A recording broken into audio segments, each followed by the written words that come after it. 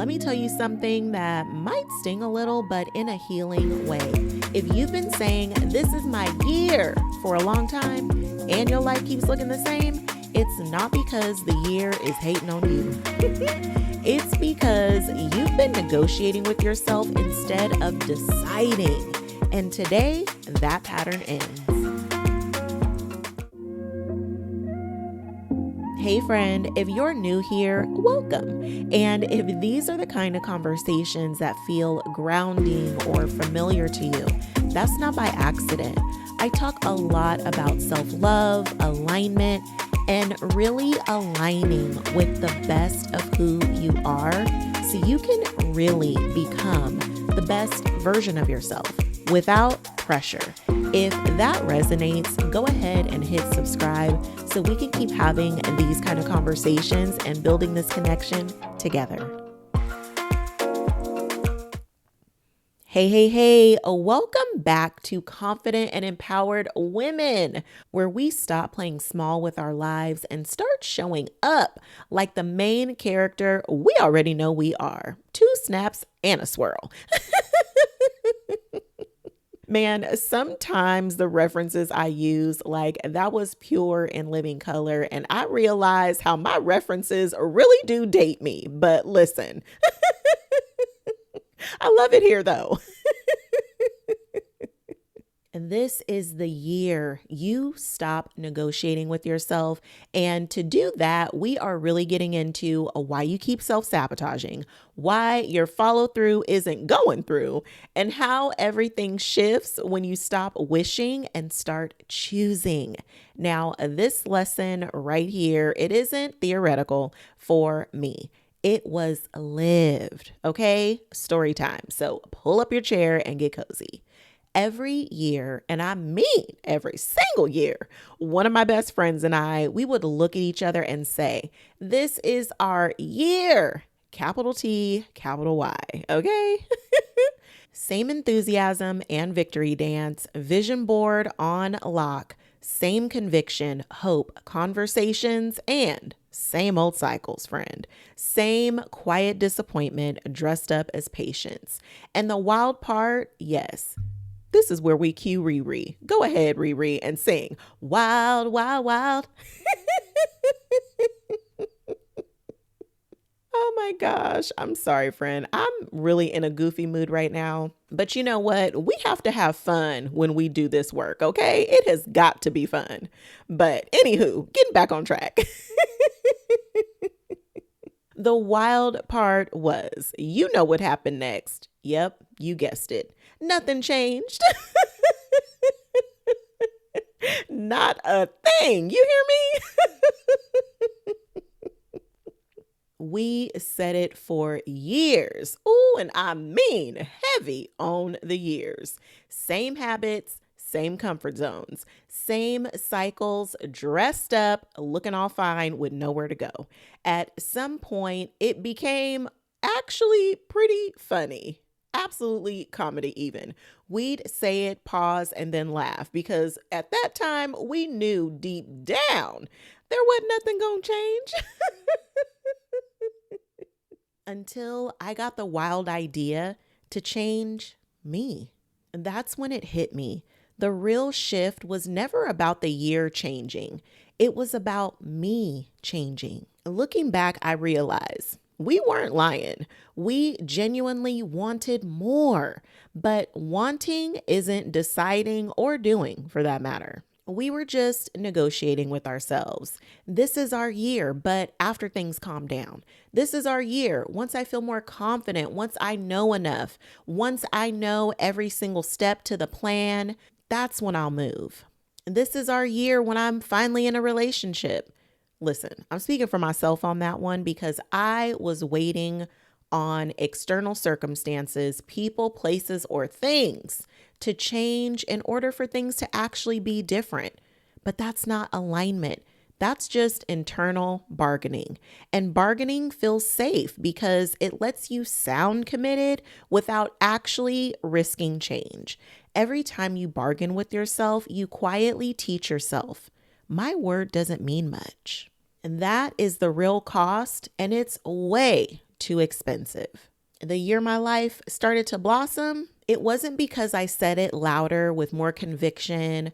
It wasn't because I wanted it more, prayed harder, or even visualized longer. It was because I got tired of hearing myself say the same thing and watching my life stay the exact same. You ever just get so tired of your own BS and you finally call yourself out on it? Well, I definitely did. And from that same place in me, I decided I'm not doing this again. This time, I'm doing something about it. Not dramatically, not perfectly, just honestly. I decided to do one thing different, then another, then another. And that's when things started moving. Not overnight, but I really wasn't even looking for overnight success at that point. I was looking for some kind of forward movement, anything that made me feel like I was no longer standing still. Now, here's the truth that most people don't want to hear, so I'm going to hold your hand while I say this. You don't self-sabotage because you're broken or something's wrong with you. You self-sabotage because part of you is still negotiating with your old identity. As soon as I realized I couldn't keep letting my mood decide my future, then suddenly things began to change and take new shape. Not because I wished harder, but because I moved. I chose differently. I acted differently. I showed up as the woman who believed her life could expand. I stopped waiting to feel ready. I stopped waiting on certainty, and I stopped waiting for permission. I started acting like the woman who believed her dreams were just a blueprint to her destiny. Before, my decisions, they were soft. I'll try. Ooh, that was my favorite. I'll see, or I'll start eventually. But clean decisions sound different. Clean decisions sound like I'm doing this, even if it scares me. I don't need to understand the whole path. I'm just moving. I trust myself enough to move. Because here's the truth. Self-sabotage ends when decisions get clean. I stopped asking, do I feel like it? And started asking, who am I being? When you act from identity, not mood, momentum becomes inevitable. Once the decision was clean, there was nothing left to negotiate. And really lean in and really hear me with your heart when I say this. Raising my self-standard didn't mean becoming harder on myself. It meant becoming more honest with myself. So this is not about beating yourself up. This is not about blaming or shaming yourself. This isn't even about working harder. This is about really being more honest with yourself. I stopped letting my intentions excuse my inaction.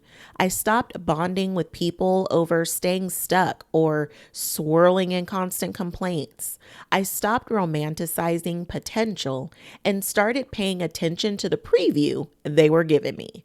I started keeping small promises to myself, and self-trust, it grew fast. Your standards and boundaries are codes of conduct for the people in your life, but they are also beautiful guardrails to keep you in alignment with the best of who you are. That version of me, the one who talked a big game but played small, I don't hate her. I thank her. And I stopped letting her run the show.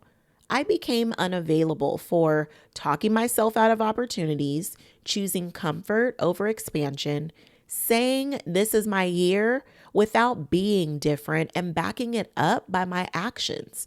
Growth doesn't require disrespecting your past, but it does require outgrowing it. Hey friend, sometimes a conversation like this brings relief, and that relief matters. But what most women notice is that without something to return to, that clarity fades. Old habits come back, self-doubt creeps in, and suddenly you're questioning yourself all over again. The main character momentum builder gives you a grounded way to stay connected to yourself Between the moments of insight, it supports you in choosing from self-love consistently, so alignment becomes something you live, not something you keep trying harder to remember. So grab yours below in the show notes. If you don't anchor the moment, old patterns take over. This is why I want to give you something simple, just 2 grounded steps that can help you stop negotiating with yourself and start choosing yourself in real time. This self-love 2-step is from negotiating to devotion. And these steps matter because they turn intention into action. Step 1, radical self-honesty. Name it without shaming it. Heavy on the without shaming it, friend. Okay?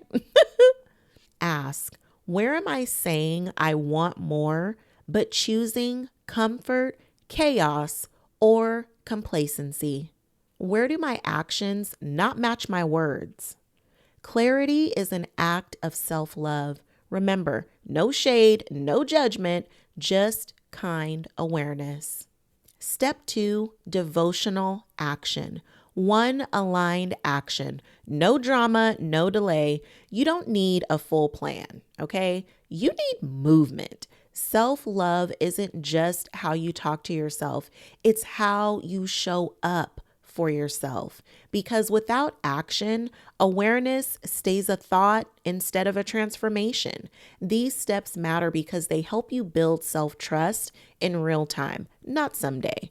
They're how you stop simply inspiring yourself and start becoming her. Now, let me pour into you real quick because I know your heart needs to hear this. You are closer than you think. Not one day close, not after I fix everything close. You are one decision away from a different life. And I don't mean a loud, dramatic decision you announce to everybody. I mean the quiet kind, the kind you make when no one is clapping. The kind where you finally stop asking yourself for permission to be who you already are. You don't need more signs. You don't need more confirmation. You don't need to wait until you feel fearless. You already survived some of the hardest seasons of your life. This season is about showing up, not surviving. And listen, your future self is not asking you to be perfect. She's asking you to be available to choose courage over comfort, available to move even when you are scared out of your mind, available to stop negotiating with the version of you that's already expired. So if today feels like a turning point, that's because it is. Take the step, make the call, post the thing, apply, leave, begin, whatever that step is for you, friend. Do it for you. This is the moment you stop talking about becoming her and start acting like her. I promise you, your life is waiting on your decision, and she is ready when you are. So now when my best friend and I say, this is our year, we don't laugh anymore. This time when we said it, it felt different because we are different versions of ourselves, because we are being different. We are making aligned decisions. We are taking action even when it's uncomfortable. And that is why it actually becomes true. Everything changed when I stopped trying to change my circumstances and decided to change the woman showing up inside them. So let me ask you gently and honestly, what would change if you stopped negotiating with yourself and started deciding? What would change if you actually took action towards what it is that you say that you want? Because the life you're dreaming of, it doesn't come from saying it louder. It comes from choosing differently and acting as the woman who believes her dreams are possible. So here's your invitation. Today, not tomorrow.